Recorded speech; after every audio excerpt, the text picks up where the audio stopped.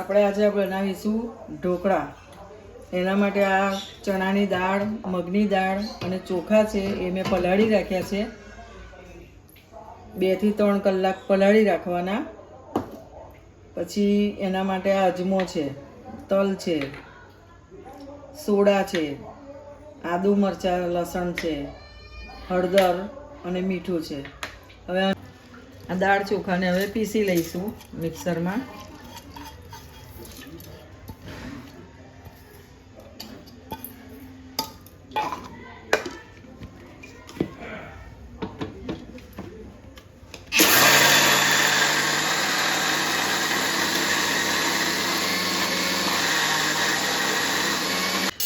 આ પીસાઈ ગયું છે થોડું. હવે એમાં આપણે 2 ચમચી દહીં નાખીશું. એમાં આદુ મરચાં લસણ પણ નાખી દઈશું એટલે બધું સાથે પીસાઈ જશે.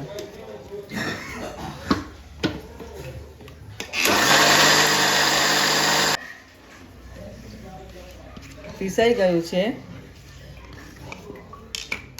હવે એને આપણે આ બાઉલમાં કાઢી લઈશું.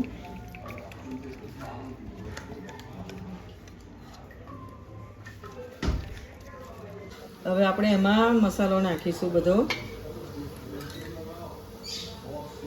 આ 1-1.5 ચમચી જેટલું મીઠું નાખું છું. આ સોડા છે,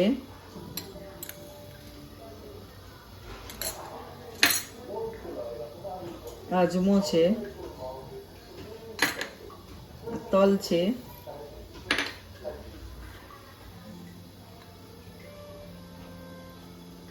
હળદર છે. હવે એને મિક્સ કરી દઈશું.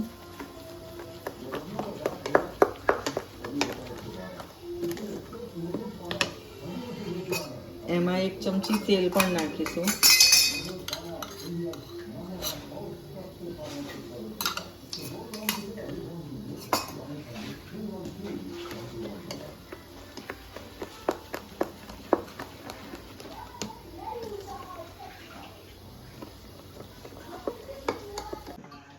હવે આપણે એક ડીશ લઈશું. એમાં થોડું તેલ લગાવીશું.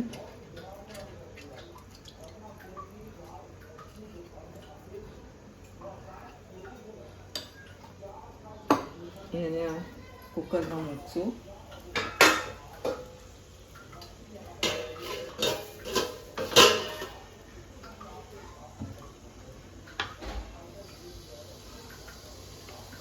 એમાં ખીરું રેડી દેવાનું છે.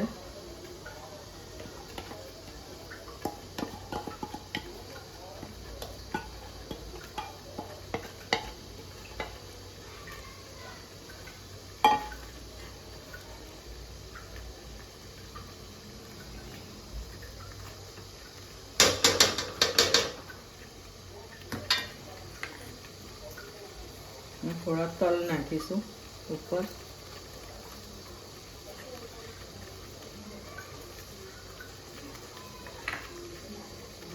થોડું મરચું નાખીશું લાલ.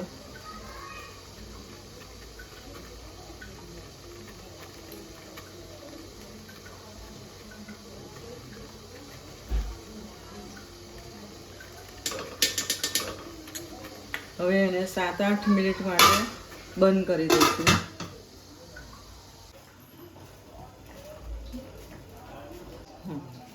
હવે આપણે આ ઢોકળા ચેક કરીએ.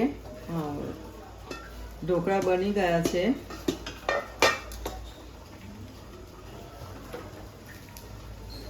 હવે આપણે એના ઉપર તેલ લગાવીશું.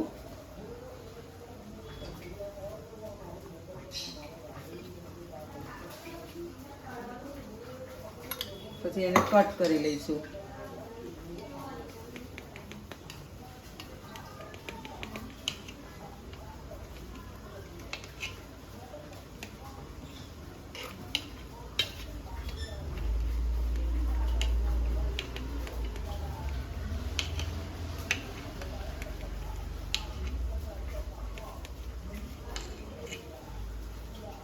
આ આપણા ઢોકળા બનીને તૈયાર છે. એને તમે ચટણી સાથે પણ ખાઈ શકો છો.